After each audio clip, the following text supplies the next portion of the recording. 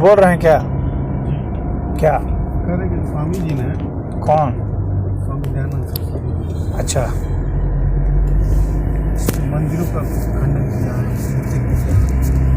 बुझाई सुखाई का पखंड है, सीधे एक लाइन में उन्होंने खारिज कर दिया।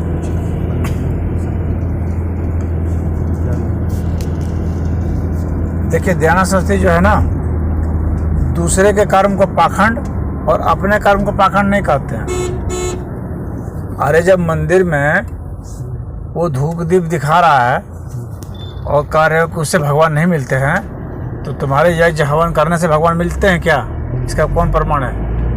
अगर किसी को मिले बताओ। हाँ, उस दृष्टि से देखा जाएगा तो वो भी पाखंडी है। दुनिया में कोई भी जो पूजा कर रहा है, हाँ, किसी कहीं भी कर रहा है, मंदिर में कर रहा हो, मस्जिद में कर रहा हो, चर्च में कर रहा हो, कहीं भी कर रहा हो, बौद्ध विहार में कर रहा हो, किसको भगवान मिले बताइए? हाँ, तो वह तो सब एक दूसरे के लिए सबका कर्मकांड ही है। हर व्यक्ति कहेगा वो फलना है, उससे कुछ नहीं होता है। अरे तुम्हारे से ही क्या हो गया? तुम ही बता दो प्रमाणिक हो करके। बात समझ में आ रही है कि नहीं? तो दयानंद सरस्वती क्या कहते हैं? अब दयानंद सरस्वती के ये तर्क है ना, वो कैसे कैसे गलत है वही मैं बता रहा हूँ। तो पहली बात तो ये है कि दयानंद सरस्वती यज्ञ करते थे, यज्ञ करके वो भगवान को कहाँ प्रकट करके किसको दिखा दिए और कहाँ सिद्ध कर दिए? बात समझ गए कि नहीं? एक नंबर तो ये हो गया। अब दूसरी बात है कि वे कहते थे कि भाई ये जड़ है। हाँ, तुम जो ये मूर्ति जो है, मूर्ति पूजा करते हो, ये जड़ है। हाँ, और परमात्मा चेतन है। ठीक है, मूर्ति को आप जड़ कह रहे हैं, तो मूर्ति में जो चैतन्यता है वो आपको समझ में नहीं आ रही है, ये भी तो हो सकता है। और यही सच्चाई भी है। कैसे सच्चाई है मैं आपको बता रहा हूँ। अगर मूर्ति वास्तव में जड़ ही होती, अगर ये पदार्थ सब जड़ ही होते, हाँ, तो आज हम इसे मोबाइल से नहीं बात कर रहे होते, ना इस गाड़ी से चल रहे होते, ना जो है कैलकुलेट कर पाता, ना रोबोट जो है कोई काम कर पाता। भाई उनके पास मेमोरी है, विश्लेषण कर रहे हैं, सोच रहे हैं ना, उनके पास भी सोचने समझने की क्षमता हो गया। पदार्थ जिसको हम लोग कहते हैं कि इसमें जान नहीं है। जिसको भी आपने जड़ कह दिया है उसमें भी सूचनाएं हैं, वैज्ञानिकों ने आज पता लगाया है, और वो भी उससे बिहेव करते हैं। इलेक्ट्रॉन भी बिहेव करते हैं उस हिसाब से कि वो अपना एक चुनाव कर सकते हैं। इसका मतलब है कि वहाँ थीकिंग प्रोसेस है, चेतन्यता है वहाँ पर। प्रकाश की तरंगें भी जो है चुनाव करती हैं, कभी तरंग के रूप में होती है और कभी कण के रूप में होते हैं। इसको वैज्ञानिकों ने सिद्ध किया है। जो मैक्सवेल थे उन्होंने बताया, जो यंग थे, यंग साइंटिस्ट, उन्होंने भी बताया। डबल स्लिट एक्सपेरिमेंट है उनका, उसमें उन्होंने बताया कि नहीं, इनका वेव नेचर भी होता है और पार्टिकल नेचर भी होता है। तो इसका मतलब है कि वहाँ वो चुनाव करता है कि अब हमको यहाँ पर तरंग के रूप में होकर के इसको पार करना है, इस छेद को, या हमको कण के रूप में पार होना है।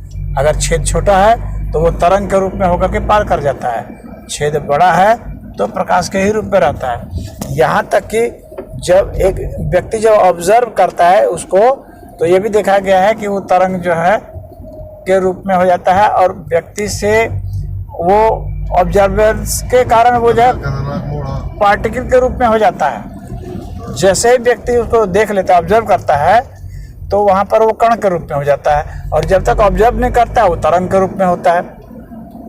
इसका मतलब है कि आपके ऑब्जर्वेंस को आप जो देख रहे हैं उसको वो महसूस कर रहा है, उसमें चैतन्यता है वह। तो पदार्थ की जो चैतन्यता है वो धीरे धीरे अब सिद्ध हो रहा है। ऐसे ऐसे भी कंप्यूटर बन गए, सुपर कंप्यूटर बन गए हैं जो शतरंज खेलते हैं ना, और शतरंज में बड़े से बड़े आपके जो खिलाड़ी है ना उसको मात करते हैं।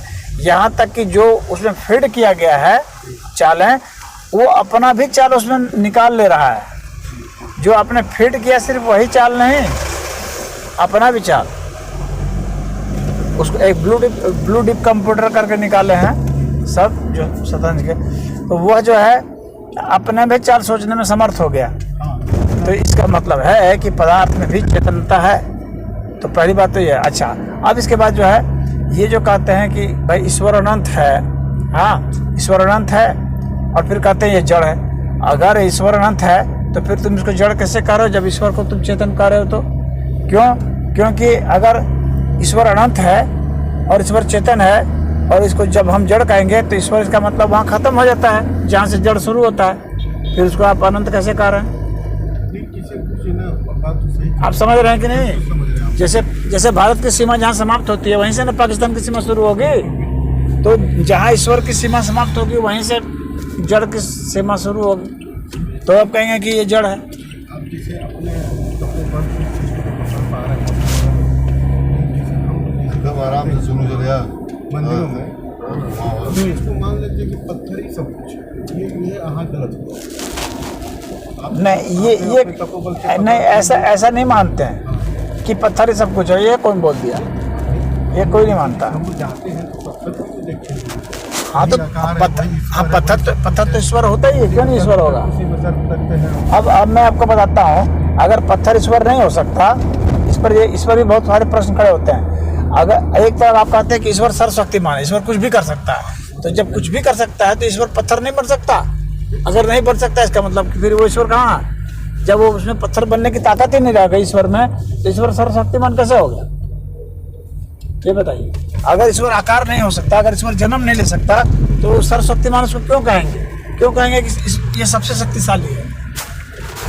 अगर ईश्वर में ये ताकत ही नहीं होगी कि वो पत्थर बन सकता हो, वो कई बन सकता हो, वो जन्म सकता हो, अगर ताकत ही नहीं होगी तो फिर उसको सर्वशक्तिमान क्यों कहेंगे?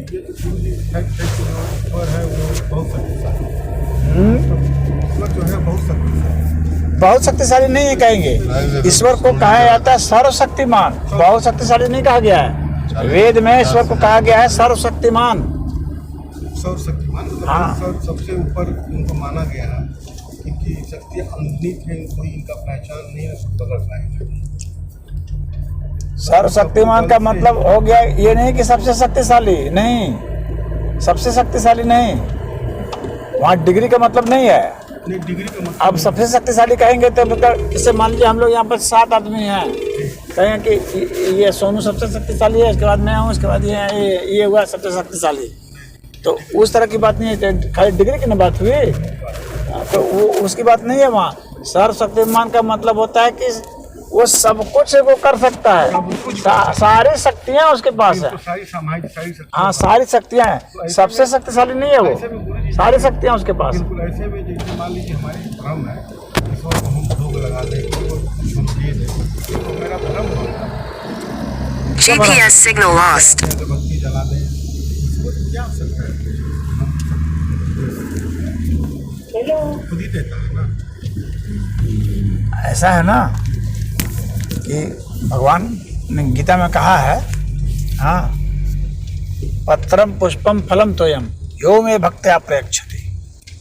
हाँ, वही बात है ना, तो वही भाव हुआ ना कि आप पत्र पुष्प फल कुछ भी हमें अर्पित करते हैं तो मैं लेता हूँ, कुछ भी है आप अर्पित करते हैं तो मैं उसे ग्रहण करता हूँ। कोई जरूरी नहीं है कि हम पत्तल पे है फूल माला, नहीं, कोई जरूरी नहीं, कोई जरूरी, आपका भाव महत्वपूर्ण है।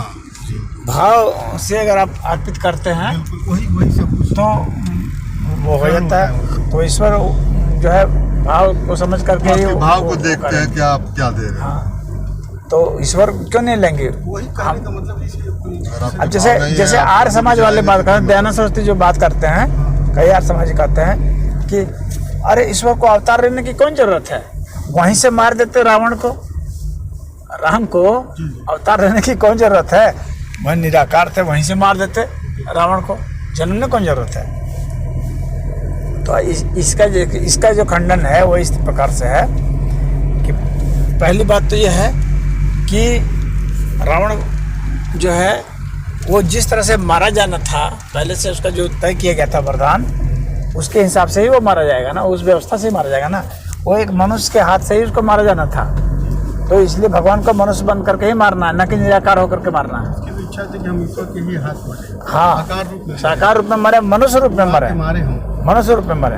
तो पहली बात तो है कि आपको वो पूरी करनी है, तो आपको उसमें अवतार लेना ही पड़ेगा। दूसरी बात है कि अवतार सिर्फ किसी को मारने के लिए थोड़ी लिया जाता है खाली। भक्त जो भक्त हैं भक्त चाहते हैं कि भाई हम ईश्वर से बात करें, हाँ देखें हाँ उनके साथ खेलें, कैसे रहे। उनके साथ रहें, हंसें गाएं नाचें। जैसा सबके अंदर हाँ तो वह इच्छा कैसे पूरी होगी निराकार होके? भक्त की वह इच्छा पूरी नहीं हो सकती है ना। तो ईश्वर को निराकार से आकार आना ही पड़ेगा, आकार ग्रहण करना ही पड़ेगा, तभी ईश्वर की वो हो सकती है पूरी।